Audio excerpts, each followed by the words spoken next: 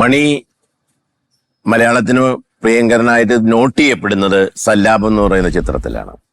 അതിനുശേഷമാണ് എൻ്റെ കല്യാണ സൗഗന്ധിയം എന്ന് പറയുന്ന സിനിമയിൽ മണി ഒരു മുഴുനീള ഹാസ്യ കഥാപാത്രം അഭിനയിക്കുന്നത്.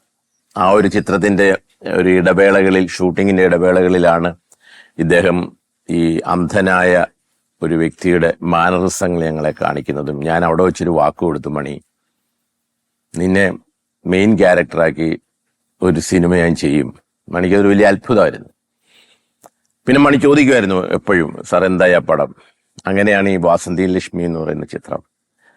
ഒരു മുഴുനീള കോമഡിയനായ അങ്ങനെ ഒരു ചിരിയുമായിട്ട് എല്ലാവരും കണ്ടിരുന്ന മണി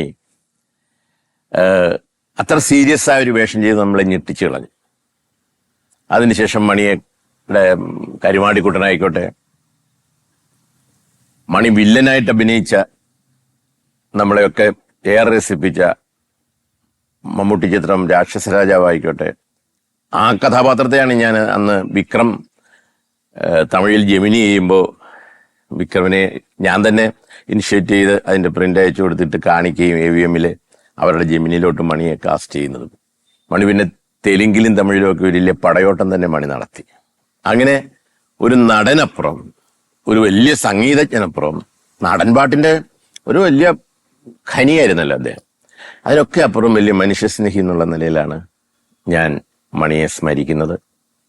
മണിക്ക് ആ സ്മരണ കേരളത്തിലെ ജനങ്ങളും കൊടുക്കുന്നുണ്ടെന്നാണ് എനിക്ക് തോന്നുന്നത്.